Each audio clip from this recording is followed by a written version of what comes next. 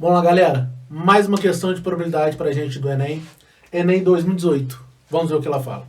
Um designer de jogos planeja um jogo que faz uso de um tabuleiro de dimensão n por n, com n maior ou igual a 2, no qual cada jogador, na sua vez, coloca uma peça sobre uma das casas vazias do tabuleiro. Quando uma peça é posicionada, a região formada pelas casas que estão na linha e na coluna dessa peça é chamada de zona de combate dessa peça. Na figura está ilustrada a zona de combate de uma peça colocada em uma das casas do tabuleiro 8x8. O tabuleiro deve ser dimensionado de forma que a probabilidade de ser posicionado a segunda peça aleatoriamente, seguindo a regra do jogo, e essa ficar na zona de combate da primeira seja inferior a 1/5. Qual a dimensão mínima que o design deve adotar para esse tabuleiro? O problema falou o seguinte, olha só, qual que é a ideia do problema? Ele falou o seguinte, ele colocou uma peça aqui e ele chamou de zona de combate toda essa região que está na mesma linha e na mesma coluna dessa peça. Então, por exemplo, nesse tabuleiro 8x8, tá? Esse tabuleiro que está desenhado no enunciado é um tabuleiro 8x8, beleza? Vou colocar aqui, 8x8. Esse tabuleiro 8x8, ele te deu um exemplo. Olha, eu coloquei uma peça aqui, tá? Então, essa linha e essa coluna aqui é a zona de combate. Ele fala que a probabilidade da segunda peça ficar na zona de combate tem que ser menor que 1/5, tá bom? Por exemplo, qual a probabilidade de eu colocar a segunda peça na zona de combate aqui, tá bom? É o seguinte, no primeiro 8x8 eu tenho 64 casas, coloquei essa peça ali. Então ele já está ocupando aquele lugar. Agora, eu vou encaixar, a primeira já está encaixada, beleza? A primeira já está encaixada, agora eu vou encaixar a segunda. Qual a probabilidade dela ficar na zona de combate? A probabilidade dela ficar na zona de combate aqui vai ser, são quantos quadradinhos estão sobrando? 63, tá bom? E desses, quantos que representam a zona de combate? 1, 2, 3, 4, 5, 6, 7, 8, 9, 10, 11, 12, 13, 14. 14 sobre 63. 14 sobre 63, se você efetuar essa divisão, vai dar 0,2222, né? Que é maior do que 1/5. Né? Porque 1/5 é 0,2, né? Então, por exemplo, um tabuleiro 8x8 ainda não seria um suficiente para mim. Tá? Eu precisava de um tabuleiro maior ainda. E esse 14 aqui não foi muito difícil de eu pensar, não. Por quê? Como eu tinha 8x8, claro que ocupado um lugar, sobram 7 elementos na linha e 7 elementos na coluna. Sobraram 14. Por exemplo, só para a gente entender direitinho, antes da gente partir para o tabuleiro N por N. Vamos supor que esse tabuleiro, então, 4x4, só para você entender a filosofia do processo aqui. Se eu coloco uma peça aqui, por exemplo, a primeira peça ela vai poder entrar em qualquer lugar. Né? Coloquei a primeira peça. Tá? Aí a primeira peça tem, se você for pensar em probabilidade, como ela é qualquer lugar, você tem 16 lugares favoráveis e 16 lugares possíveis para colocar a primeira peça. Né? Porque é uma peça totalmente aleatória que eu coloquei ali. Aí eu formei a minha zona de combate, que é essa linha e essa coluna aqui, ó. Então, qual a probabilidade da segunda peça cair numa região vermelhinha? Né? Você tem o quê?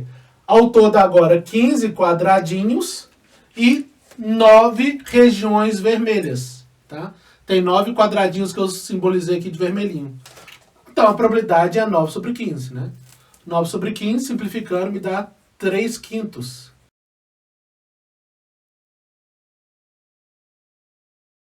Tá? Isso aí é só para a gente realmente fixar a ideia do problema.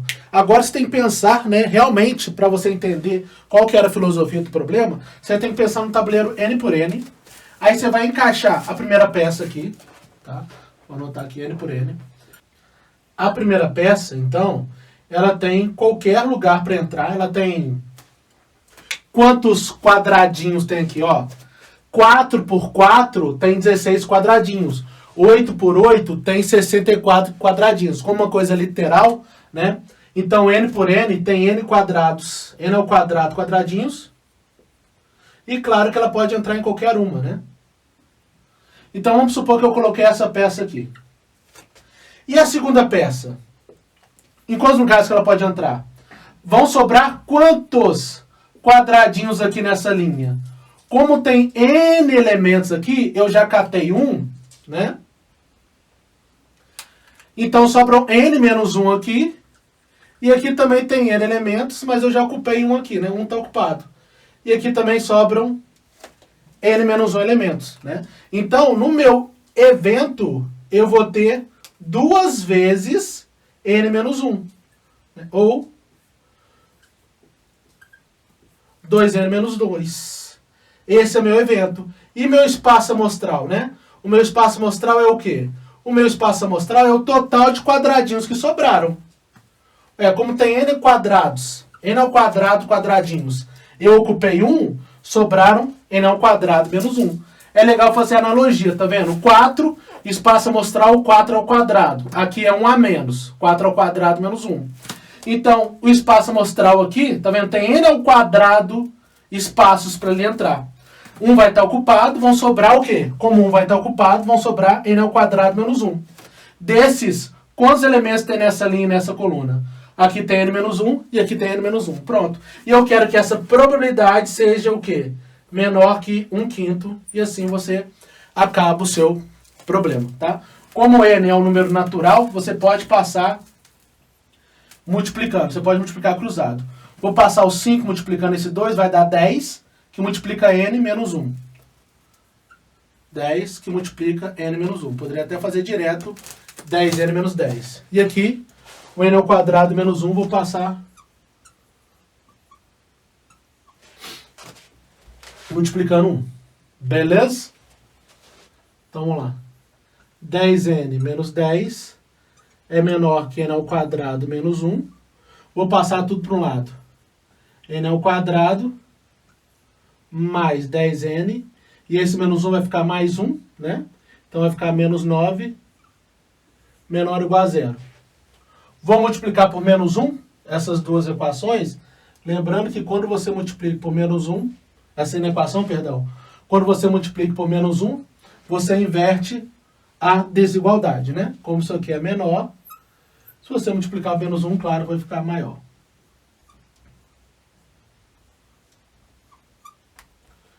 Então, N ao quadrado menos 10N mais 9 maior que 0, né? Beleza? Pronto, basicamente o seu problema está resolvido. Agora é bom você lembrar um pouquinho de inequação de segundo grau, né? Então vai ficar N ao quadrado menos 10N mais 9 maior que 0. Que você tem que, quando você tem uma inequação, né, do segundo grau, você calcula as raízes simplesinhas assim. Quando você tem uma expressãozinha de segundo grau, e aqui é menor ou maior, você calcula as raízes, faz um desenho da parábola de acordo com a posição. Se for maior que 0, você pega a parte que está em cima do eixo x. Se for maior que 0, se for menor que 0, você pega a parte que está abaixo do eixo x. Tá? Como aqui é maior que 0, eu vou pegar tudo que está acima do eixo x, tá bom? Então vamos lá. Você vai simplesmente chegar aqui, igualar a 0. Vou fazer direitinho aqui, essa equaçãozinha de segundo grau. Quando você igualar isso aqui a 0, você encontra como raiz, tá, dois númerozinhos. O 1 e o 9. Então, vamos fazer o nosso esbocinho aqui, tá? Como A é positivo, a perninha está assim para cima, né? Então, você tem aqui as raízes 1 e 9, intervalo aberto, beleza? Intervalo aberto, porque se tiver sinal de igual, o intervalo seria fechado.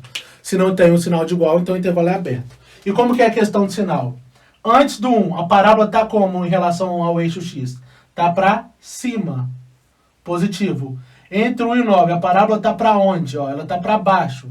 Então aqui vão representar os valores negativos. Depois do 9, ela está para cima, não é assim? Então vão representar para mim os valores positivos. Como eu quero maior que 0, eu iria pegar esse pedaço aqui antes do 1, ou o pedaço maior que o 9. A resposta seria n menor que 1 ou n maior que 9, tá bom? Ou n maior que 9. Aí, pessoas, só que o enunciado fala o seguinte, claro, né? Ele fala lá que n é maior ou igual a 2.